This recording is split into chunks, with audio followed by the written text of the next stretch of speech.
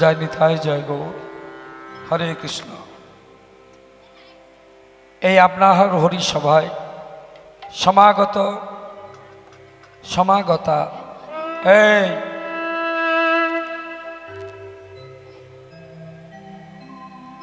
আহুত অনাহুত অভ্যাগত রবাহুত পরম পরম বৈষ্ণব এবং আমার যোগমায়ার অংশোদ্ভূতা জননী সদৃশা পরমারাধ্যা বৈষ্ণবীগণ, গৌর গোবিন্দ চরণে এই পুণ্য রজনীতে আপনারা যারা আশ্রয় গ্রহণ করেছেন, আপনাদের সবাইয়ের চরণে আমার কোটি কোটি দণ্ডবত প্রণাম। জয় নিতাই গৌর হরিবল। সকাল থেকেই আপনারা ভগবানের অষ্টকালীয় লীলা স্মরণ করছেন। বৈষ্ণবগণ ভগবানের লীলাকে দুই ভাগে বিভক্ত করেছেন, নিত্যলীলা এবং নৈমিত্তিক লীলা।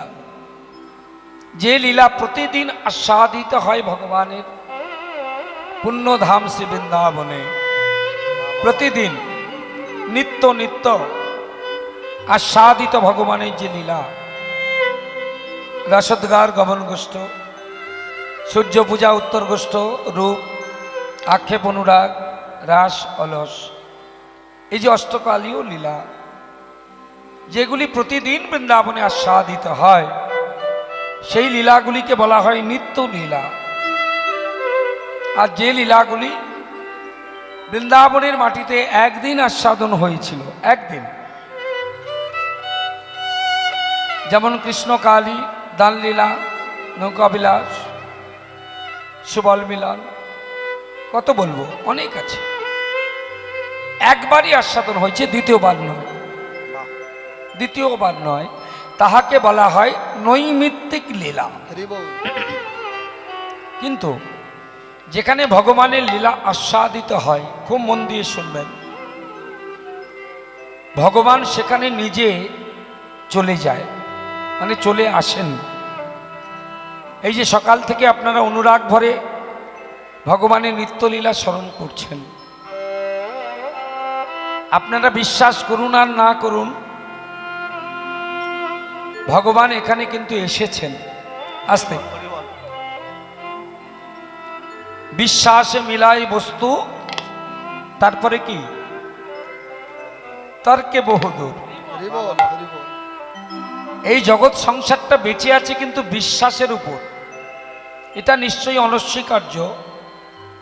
স্বামী যদি স্ত্রীকে বিশ্বাস না করে, স্ত্রী যদি স্বামীকে বিশ্বাস না করে, বন্ধু যদি বন্ধুকে বিশ্বাস না করে, শিষ্য যদি গুরুকে বিশ্বাস না করে, ভক্ত যদি ভগবানকে বিশ্বাস না করে, তাহলে এই জগৎ সংসার কোনোদিন সুন্দর হবে না। কেন বললাম? ভগবানকে যারা বিশ্বাস করে, বাংলা ভাষায় তাদেরকে কি বলা হয়? যারা ভগবান বিশ্বাসী, দেহ মন প্রাণ জীবন যৌবন দিয়ে যারা ভগবানকে বিশ্বাস করেন, এই যে মায়েরা, তাদেরকে কি বলা হয়? যারা ভগবত বিশ্বাসী, জানেন? যারা ভগবানকে বিশ্বাস করেন তাদের বলা হয় আস্তিক। তাই তো, আস্তিক। আর যারা বিশ্বাস করে না তাদেরকে কি বলা হয় বাবা?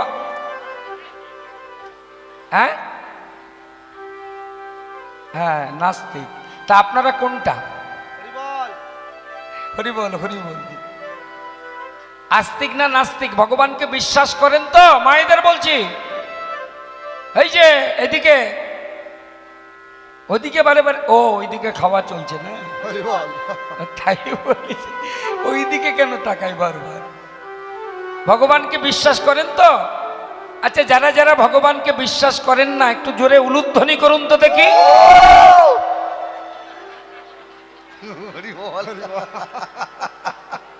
ও যারা উলু দিল এরা বিশ্বাস করে না, তাকে বসে আছে কেন? খাবার জন্য নাকি? ভগবান, কি আশ্চর্য ব্যাপার! আস্তে আস্তে, না, এনারা ভুল করে দিয়েছেন। আসলে কি জানেন তো, আমাদের বাঙালি জাতি হচ্ছে হিড়িকে জাতি। কিছু মনে করবেন না, কিছু মনে করবেন না। ছেলের জন্মদিন হবে, বাঙালি জাতি কি করে জানেন? কেক কিনে নিয়ে আসে, আর ওর মধ্যে ডিম আছে, তো তা হোক গা, বাতি জ্বাললো, বলছে ছেলেকে, বলছে বাতিগুলো ফু দিয়ে দে। আরে জীবনের বাতি কোথায় উজ্জ্বল হয়ে জ্বলবে, আর এই জন্মদিনে বাতি ফু দিয়ে নিভিয়ে দিচ্ছে। আমাদের বাঙালি ঘরের নিয়ম কি? পায়েস রান্না করে ভক্তিযুক্ত হয়ে মা কি করবেন? এওতির সাজে সুসজ্জিতা হয়ে ছেলেকে কোলে নিয়ে বাৎসল্য রসে ছেলের মুখে পায়সন্ন তুলে দেবে। ছেলের মাথায় দুর্বা এবং ধান্য দিয়ে আশীর্বাদ করে বলবে, বাবা তোর জীবন 1000 বছর পরমায়ু যেন বেড়ে যায়। কি এটাই তো আমাদের বাংলা সংস্কৃতি, এটাই হওয়া উচিত। তা না, আমরা কি করি? ওই কেক কাটার সময় বলি হ্যাপি বার্থডে টু ইউ, মানে যতই বলি ইংরেজকে ত্যাগ করেছি, আমরা কিন্তু ত্যাগ করতে পারিনি, তাই না? এখনো আমরা সেই ইংরেজদের পা চাটা কুত্তা হয়ে বেঁচে আছি। হরে কৃষ্ণ। আমি হাত জোড়ো করে বলবো, আপনারা হরি সবাই, আপনারা রাত্রি যোগে যারা বসে আছেন, করে জোড়ে নিবেদন করব, হিন্দু সংস্কৃতিকে বাঁচিয়ে রাখুন। হিন্দি সংস্কৃতি, এই যে হিন্দু সংস্কৃতি যা যা বহন করে, সারা পৃথিবীর লোক তাকে অনুসরণ করে, তাই না? তো আপনারা যেটা করবেন একটু মনে মনে ভেবে চিন্তে করবেন। ভগবানকে ভালোবাসেন যারা, তারা আস্তিক, আর যারা ভালোবাসেন না তারা হলো নাস্তিক। তাহলে ভগবানকে যদি ভালোবাসেন, ভগবান যেটা বলেছেন সেটা বিশ্বাস করতে হবে। কি বলেছেন? আস্তে আস্তে আস্তে, মায়েরা কথা বলছেন কেন? একটু চুপ করুন মা, কিছু মনে করবেন না। এই 9:30 থেকে 1টা আসরটা কিন্তু মারাত্মক সর্বনেশে আসর। এই আসরটাতে সবাই যে কেউ কীর্তনে আর কীর্তন নিতে চায় না, এই সময়টা কীর্তন করতে চায় না, কারণ এই সময় যত রাজ্যের সমস্যা এসে দাঁড়ায়। স্থির চঞ্চল অস্থির হবেন না, একটু স্থির চিত্তে আস্বাদন করুন। অস্থির হবেন না, চঞ্চল হবেন না, কারণ আস্বাদীয় বিষয়টা হচ্ছে খুবই গুরুত্বপূর্ণ বিষয়, ভগবানের রূপ। সেই সঙ্গে একটা ফ্রি সেল আছে। ফ্রি সেল বোঝেন? ব্রাশ কিনলে না, কলগেট কিনলে ব্রাশ ফ্রি। ঠিক তেমন রূপ গানের সঙ্গে অনুরাগ ফ্রি। সেই জন্য একটু, এটা দশাগান, তো দশাগান। আপনারা বীরভূম জেলার অনুরাগী ভক্তবৃন্দ, দশাগান কি সেটা আপনাদের বোঝাতে লাগবে না, একটু স্থির চিত্তে শুনবেন। বিশেষ করে মায়েদের বলছি, চঞ্চল হবেন না। একটা কথা মাথায় রাখবেন, ভগবান বলেছেন যেখানে আমার কীর্তন আস্বাদিত হয়। কীর্তন কয় প্রকার? কীর্তন হচ্ছে 4 প্রকার: নাম কীর্তন, লীলা কীর্তন, রূপকীর্তন, গুণকীর্তন। হরে কৃষ্ণ কৃষ্ণ কৃষ্ণ হরে হরে, কথাগুলি শুনে যাবেন। হরে রাম রাম রাম হরে হরে।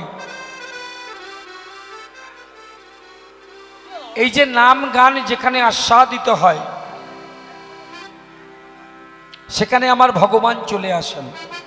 এই যে একটু আগে এলো যিনি, ইনি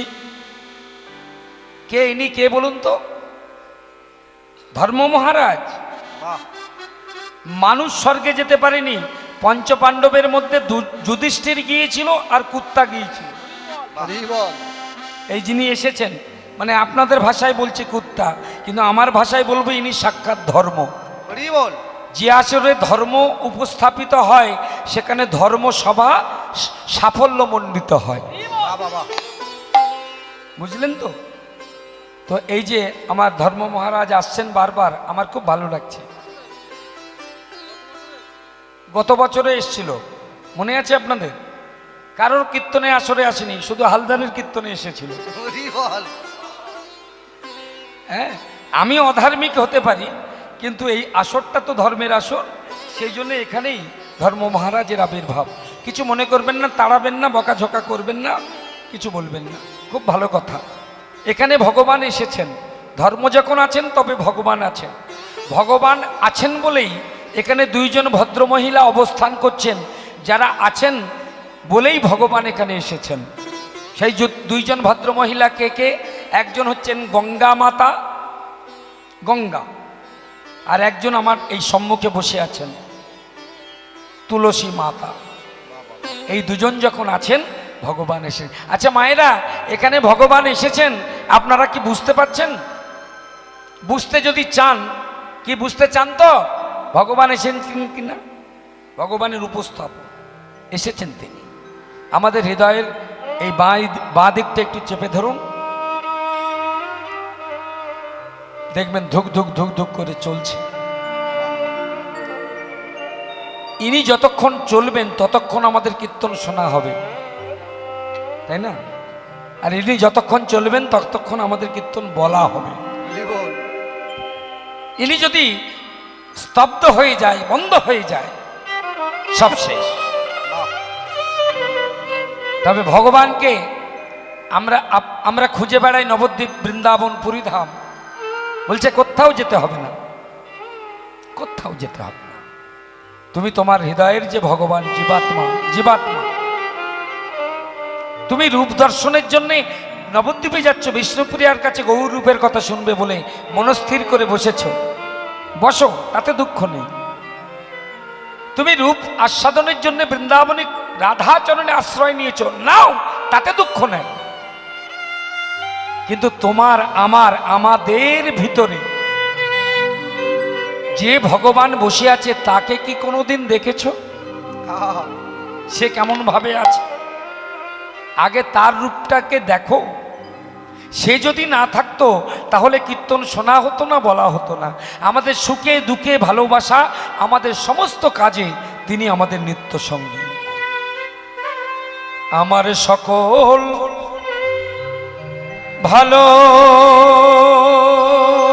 ভালোবাসায়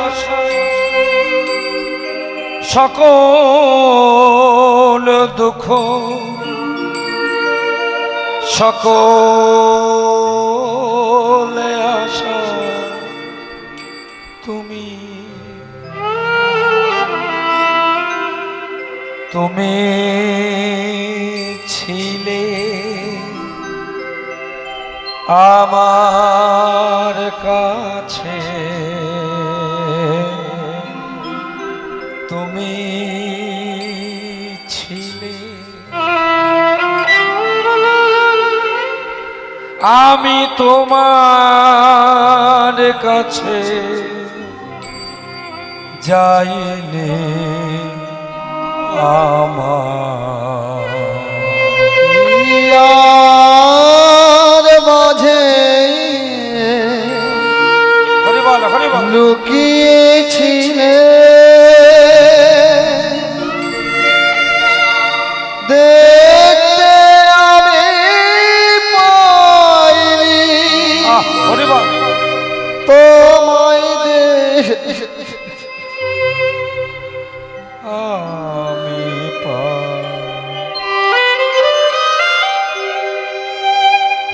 বাহির পানে চোখ মেলেছে, বাহির পানে আমার হৃদয় পানে চাইলে আমার মাঝে লুকিয়েছিলে,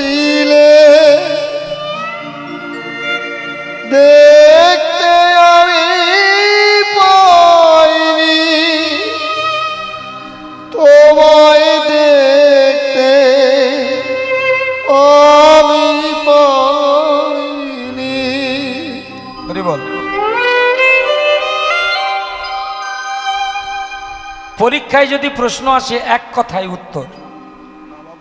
আচ্ছা, ভগবান কোথায় থাকে গো? এই যে মায়েরা, এই যে আমরা বৃন্দাবনে যাই, নবদ্বীপ যাই, পুরীধামে যাই, কেন যাই? যদি কেউ বলেন বেড়াতে যাই তাহলে ভুল বলা হবে। বৃন্দাবন নবদ্বীপ পুরীধামে বেড়াবার জায়গা নয়, ওটা দর্শনীয় স্থান নয়। মানে যে অর্থে বেড়াতে যাওয়া হয় সেই অর্থে দর্শনীয় স্থান নয়। তার জন্যে গ্যাংটক আছে, দার্জিলিং আছে। কি বৃন্দাবন নবদ্বীপে ভক্ত যায় কেন জানেন?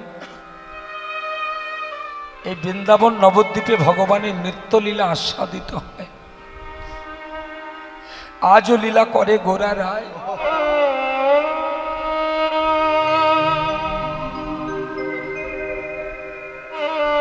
আজও লীলা করে শ্যাম রায়, আজও গোষ্ঠ লীলা হয়, সূর্য পূজা হয়, উত্তর গোষ্ঠ হয়, নিত্য লীলা হয়। আজও বৃন্দাবনের মাটিতে বাঁশি বাজে, বৃন্দাবনের মাটিতে কান পাতলে বংশীর ধ্বনি শোনা যায়। কোন ভাগ্যবান জীব সেই নিত্যলীলা আজও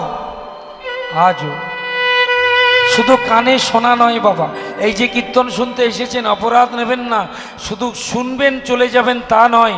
যারা অনুরাগী ভক্ত, আমি আমার নিজের অভিজ্ঞতার কথা বলছি, কিছু মনে করবেন না। আমি নবদ্বীপের মাটিতে কীর্তন করছি, চিন্তামণি কুঞ্জ। তো চিন্তামণি কুঞ্জে আমি যখন কীর্তন করছি, দেখছি যে কয়েকজন মহান্ত মহারাজ, বাস্তব অভিজ্ঞতার কথা বলছি, মন দিয়ে শুনুন। 10-12 জন মহান্ত মহারাজ, বৃন্দাবনের সব মহান্তগণ, নবদ্বীপের মহান্তগণ, তারা দ্বাদশ সঙ্গে তিলক ধারণ করে নামের মালা নিয়ে আমার সামনে বসে কীর্তন শুনছেন। আমার ভালো মনে আছে, আমি কলহন্তরিতা মান গাইছি, আমার সামনে বসে আছে। 3.5 ঘন্টা গান হলো। সারাক্ষণ আমি লক্ষ্য করলাম তারা মাথা নিচু করেই ছিল, আমার চোখে কেউ চোখ দেয়নি। আমার কীর্তন যখন শেষ হলো, আমার বাসাতে গিয়ে সবাই আমাকে আলিঙ্গন করতে লাগলো। সবাই যখন আলিঙ্গন করছে না, দুটি চোখের জলে ভাসছেন। আমি একটা প্রশ্ন করেছিলাম, বাবা একটা কথা জিজ্ঞাসা করব, বলো। বলছি আপনারা তো এতক্ষণ কীর্তন শুনলেন, আমার দিকে তো কেউ তাকালেন না, তা আপনারা মাথা নিচু করে কেন ছিলেন? উত্তরটা যা দিয়েছেন শুনলে অবাক হয়ে যাবে। মহান্তগণের মধ্যে একজন আমাকে বলছে, বাবা তুমি যখন কীর্তন করছিলে আমরা মাথা নিচু করে কেন ছিলাম জানো? তোমার বর্ণিত লীলাগুলি আমাদের হৃদয় বৃন্দাবনে আমরা দেখবার চেষ্টা করছিলাম,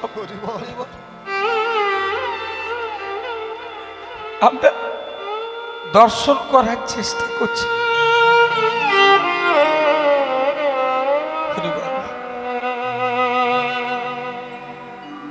যেখানে আছে আনন্দ সেখানে আছে জানবেন গোবিন্দ। আমরা তো এখন হ্যান্ডবিল দেখি, হ্যান্ডবিলে কে কখন গাইবে, আমার পছন্দের কীর্তনিয়া দেখলেই তবে আমি কীর্তন শুনতে যাব, এটা নয় বাবা। কীর্তন তো এখন চিত্ত বিনোদনের জায়গা হয়ে গেছে।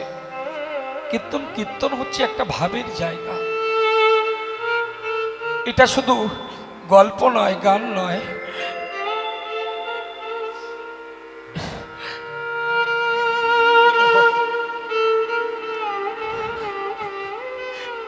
এই জায়গায় দাঁড়িয়ে ভগবানের নিত্যলীলা দর্শন হয়।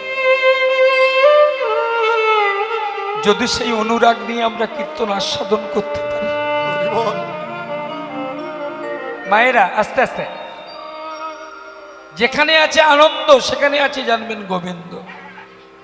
তাই বিশ্বকবি রবীন্দ্রনাথের কথা বা গান একটু মন দিয়ে শুনবেন। তিনি কি বলছেন? তুমি মোর আনন্দ হয়ে ছিলে আমার খেলায়, তুমি মোর আনন্দ হয়ে ছিলে আমার খেলা আনন্দে তাই ভুলেছিলে আনন্দে তাই ভুলেছিলে কেটেছে দিন হেলা গোপন রহি গভীর প্রাণে আমার দুঃখ সুখের গানে গোপন রহি গভীর প্রাণে আমার দুঃখ সুখের গানে সুর দিয়েছ তুমি গলায় সুর দিয়েছ তুমি আমি তোমার গান তো গাইলে আমার হিয়ার মাঝে লুকিয়েছিলে দেখতে আমি পাইনি তোমায় দেখতে আমি পাইনি আমার হিয়ার মাঝে লুকিয়েছিলে দেখতে আমি পাইনি তোমায় দেখতে আমি পাইনি। আমরা শুনতে বসেছি ভগবানের রূপ। আচ্ছা মায়েরা, একটা ছোট্ট প্রশ্ন আছে। রূপের কথা শুনবার জন্য কৃষ্ণপদ হালদারের কাছে আপনারা বসেছেন। আচ্ছা বলুন তো, হঠাৎ যদি বৃন্দাবনের কৃষ্ণ হঠাৎ যদি এই হরিবাসরে চলে আসে, এসেই যদি বলে আয় সরো কৃষ্ণ হালদার তুমি সরে যাও, আমি আমার রূপের কথা তো বলবে, তা তোমার বলতে হবে না আমি চলে এসেছি, এই এই আচ্ছা আপনারা কি করবেন? ওনাকে কি বলবেন? না বাবা তুমি সরে যাও, আমরা তো ঠিক করেছি ওনার কাছে রূপের কথা শুনবো, এটা বলবেন? মনের মানুষ যদি দূর দেশে থাকে, মনের মানুষ মনে করুন আপনার স্বামী বলুন, বন্ধু বলুন, ছেলে বলুন, মিত্র বলুন, দূর দেশে আছে, সেই মনের মানুষের ছবিটাকে নিয়ে যতদিন না সে কাছে আসছে আপনি তাকে ভালোবাসেন, ওই ছবিটাকে ভালোবাসেন। রাতের বেলা ঘুম আসছে না, মনের মানুষের ছবিটাকে বুকে নিয়ে ঘুমিয়ে গেলেন, যখন মনে হচ্ছে ছবিটাকে নিয়ে দেখছেন। কিন্তু অরিজিনাল মানুষ যখন বাড়ি চলে আসে আর ছবিটার কোনো গুরুত্ব থাকে? ঠিক করে বলবেন, থাকবে? অরিজিনাল মানুষ যখন চলে আসে তখন ছবিটা বালিশের নিচে চলে যায়, তার সন্ধান আর কেউ করে না। তো যদি সত্যি সত্যি কৃষ্ণ চলে আসেন এখন এখানে, আমার কাছে আর রূপের কথা শুনতে চাইবেন না। সমস্যাটা কোথায় জানেন? আমরা যে তাকে দেখব বা তিনি যে এখানে এসেছেন, একটু আগে বললাম এসেছেন তো বটে, কিন্তু আমরা তাকে দেখতে পাচ্ছি না। কেন জানেন? মুশকিল হলো আমরা জন্মাবার সঙ্গে সঙ্গে আমরা মায়ার বসন নিয়ে চোখে বেঁধে ফেলেছি,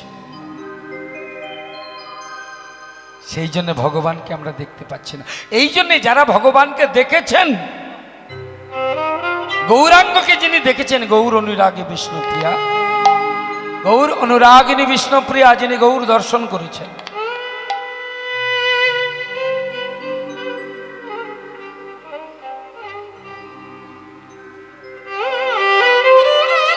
কৃষ্ণ অনুরাগিনী শ্রীমতী রাধারানী যিনি কৃষ্ণকে দর্শন করেছেন, যারা দেখেছেন তাদের কাছে আমরা শ্রবণ করি না।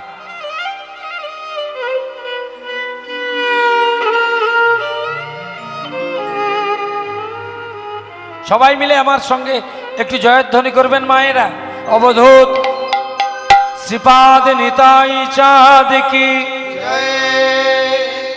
কই বললেন না তো? নাম দাতা প্রেম দাতা দয়ালে নিতাই কি। আরে আপনারা বীরভূমের মানুষ, বীরভূমের ছেলেটার নামে জয়ধ্বনি করছি।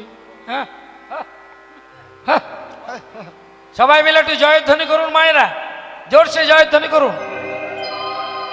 কে বললো আপনাদের উলুধ্বনি করতে? আমি বলেছি? শুনুন, মন দিয়ে শুনবেন। এই যে আপনারা যেগুলো করেন, এগুলো কেন করেন ভেবে করেন কি? উলুধ্বনি কেন করা হয়? আমরা 3 প্রকারের জয় মানে ধ্বনি, 3 প্রকারের ধ্বনি হরিবাসরে করি। মিলিয়ে নিন, একটা হচ্ছে উলুধ্বনি, একটা হচ্ছে হরিধ্বনি, আর একটা কি জয়ধ্বনি। কেন করা হয়? এই 3 প্রকার ধ্বনির 3টি কাজ আছে। উলুধ্বনি কেন করা হয়, হরিধ্বনি কেন করা হয়, জয়ধ্বনি কেন করা হয়, কারণ বুঝে করতে হবে। কারণ বুঝে। যখন আপনারা পূজায় বসেন, মনে করুন লক্ষ্মী পূজায় বসেছেন, বাড়িতে লক্ষ্মী পুজো, তো পুরোহিত, ব্রাহ্মণ ঠাকুর পুরোহিত এসেছেন। পুরোহিত কাকে বলে?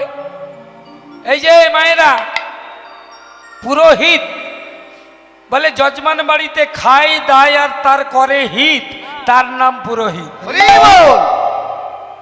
আর যজমান যজমান যজমান যজমান কাকে বলে?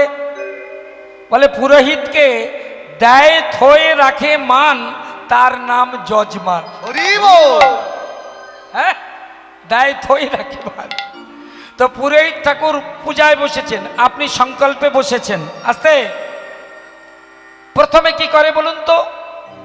প্রথমে বলে বাহাতে জল নাও, গঙ্গা জল, মধ্যমা অঙ্গুলি, তর্জনী আর বৃদ্ধাঙ্গুষ্ঠ, বলছে 3 অঙ্গুলির অগ্রভাগ দিয়ে গঙ্গা জল নিয়ে মুখের মধ্যে ছিটে দাও, আর মুখে বলো নমঃ শ্রী বিষ্ণু, নমঃ শ্রী বিষ্ণু, তদ বিষ্ণু পরমং পদং সদা পশ্যন্তি শূরায় দিবিব চক্ষুরাততম অপবিত্র। সেকেন্ড মন্ত্র। দ্বিতীয় মন্ত্রটা কি? প্রথম মন্ত্রটা হচ্ছে শরণ মন্ত্র, মনে রাখবেন। দ্বিতীয়টা হচ্ছে পবিত্র হওয়ার মন্ত্র, আর তৃতীয় মন্ত্রটা হচ্ছে আত্মনিবেদনের মন্ত্র। দ্বিতীয় মন্ত্রটা কি? অপবিত্র পবিত্র বা সর্ব অবস্থান গত পিবা যৎসরে পুণ্ডরীকাক্ষ সবাহ্য অভ্যন্তর সূচি। কি হলো? এই যে হরিনাম শুনছেন, কিছু মনে করবেন না, বলবো কথাটা, রাগ করবেন না তো? করুন করুন, কিচ্ছু যায় আসে না আমার। সত্যি কথা বলবো, রাগের কি আছে? করলেন তো করলেন, বলবো। এই যে হরিনাম শুনছেন না, ভেতরে দেখা যাবে 100 গ্রাম 150 গ্রাম মাল আছে, যেটা বাইরে বেরোলে নাকে কাপড় দিয়ে যেতে হয়, আছে না? আমাদের পেটের মধ্যে মল মূত্র আছে তো। তা পূজায় বসলে বাইরে শুধু পবিত্র হলে হবে না, ভেতরটা পবিত্র করতে হবে। সবাহ্য অভ্যন্তর সূচি। এই গঙ্গা জলের দ্বারা বাইরে এবং ভেতরে সূচিতা আনতে হয়, তবে পূজা করার অধিকার জন্মায়। তাহলে আমি কীর্তনিয়ে আপনাদের কীর্তন শোনাবো, দেহের পবিত্রতার প্রয়োজন আছে। তাই এখানে তো আর অপবিত্র মন্ত্র বলবো না, এখানে 2খানা মন্ত্র আছে, যে মন্ত্র স্মরণ করলে আপনার ভেতর বাহির পবিত্র হবে। কিভাবে? এই যে উলুধ্বনি করলে বাইরের সমস্ত অমঙ্গল দূর হয়, আর হরিধ্বনি করলে দেহের ভেতরের অমঙ্গল দূর হয়। তাই গৌর প্রেমানন্দে হরি হরি। বুঝা গেল মায়েরা? উলুধ্বনি করলে বাইরের অমঙ্গল বিনাশ, আর হরিধ্বনি করলে ভেতরের অমঙ্গল বিনাশ। আর একটা ধ্বনি আছে, আর একটা ধ্বনি, সেটা হচ্ছে জয়ধ্বনি, যেটা এক্ষুনি আমি করতে বলছিলাম। এটা কি? হ্যাঁ, এটা কি বলছে? এটা হচ্ছে আশ্রয়ের ধ্বনি। আশ্রয় করিয়া ভজে তারে কৃষ্ণ নাহি তজে, আর সবে মরে অকারণ। আমরা নিতাই চরণে আশ্রয় না নিলে গৌরাঙ্গ রূপের কথা কিছুতেই আমরা হৃদয়ঙ্গম করতে পারবো না। তাই সবাই মিলে বলবেন, মায়েরা একটু জয় বলবেন। অবধূত শ্রীপাদ নিতাই চাঁদ কি, নাম দাতা প্রেম দাতা দয়াল নিতাই কি, জগৎ গুরু শ্রীপাদ নিত্যানন্দ প্রভু কি। নিতাই দিনে ভাই গৌর নাহি পায়। আসুন আমরা নিতাই চরণ স্মরণ করে বিষ্ণুপ্রিয়া দেবীর স্মরণ করব, যিনি গৌর রূপ দর্শন করে এসে আমাদের কাছে বলছেন, ওরে দামিনী দা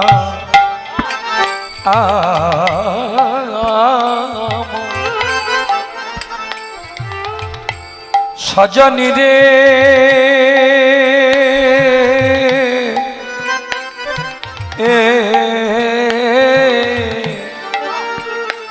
দমন রুচি রূপ দর্শনে ওই দামে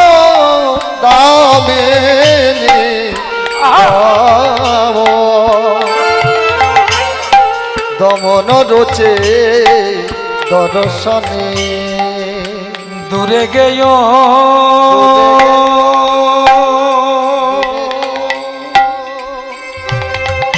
দূরে গেয়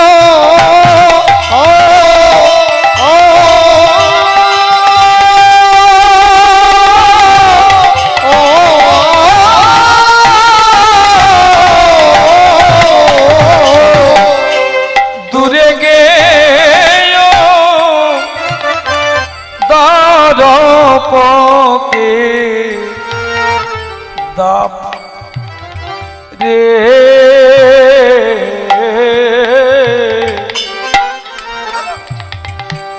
দূরে গে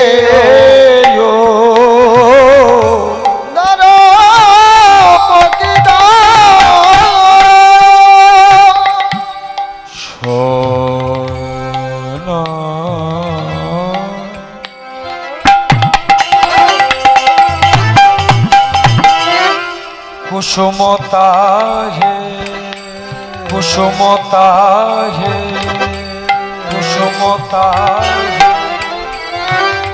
কোন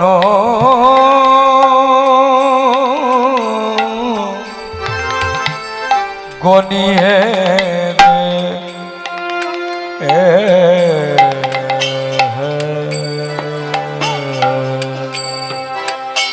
শোনো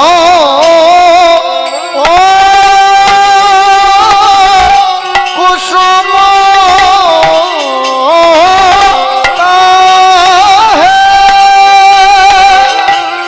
কোন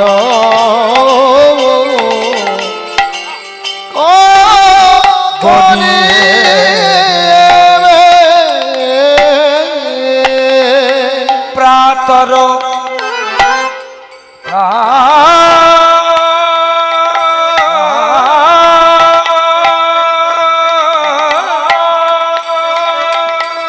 প্রাতর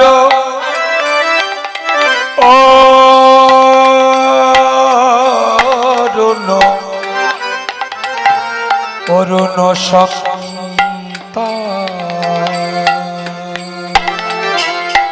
প্রাতর অরুণ সন্তান আমি দেখে এলাম